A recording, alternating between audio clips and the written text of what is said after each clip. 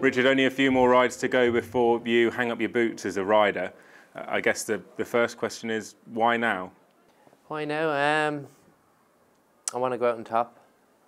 I feel I've nothing more to prove. Although at the start of the year I said I want to be champion jockey before I leave.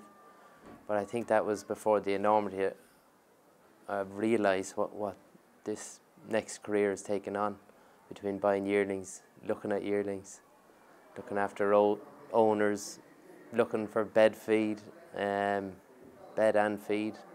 It's just the enormity of it. It's too much to do all in one. And so, with a week or so to go, what are your emotions, given that everywhere you go is your last ride at Newbury, your last ride at Sandown, whatever it may be? Yeah, I don't mind. Tony McCoy's probably one of the closest jockeys to me. He found it quite hard because he didn't want to give up. He felt he could ride on, and he didn't have an immediate next job to step into.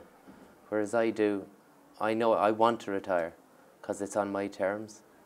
And luckily, it's not an injury that's making me retire. And for that reason, I want to go out on top, and not many fellas can say that they've done that.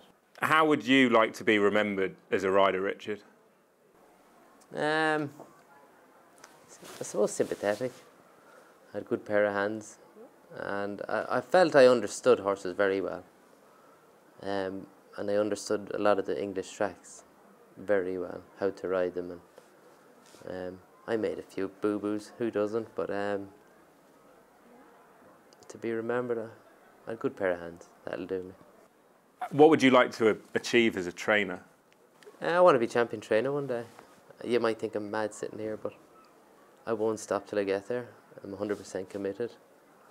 And I feel I'll learn as I go along, don't get me wrong, and I might be sitting here next 2 years' time with 20 horses, but I aim to be the best of my ability and one of the best out there.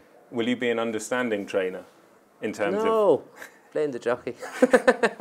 Best excuse of all time. You kept that a terrible ride. It's always the jockey's fault, isn't it? No, I feel I know my horses well enough, and when you have good jockeys riding for you, you don't need to tell them what to do. And have you got everything in place now, near enough? I know you need nearly horses. there. Of course, I need the licence to be signed and dotted, but I'm in that process. Horses are there, coming in. A lot of yearlings to buy on spec, which is pretty daunting. And expensive. Expensive, but I'm not going to come home with the 2-year-old, he'll do, or the yearling, he'll do, because I couldn't afford that one. I'd rather spend 40 grand more on the one I want and worry and sweat till I sell it. Is there a type of horse that you want to train? Yeah, real good ones.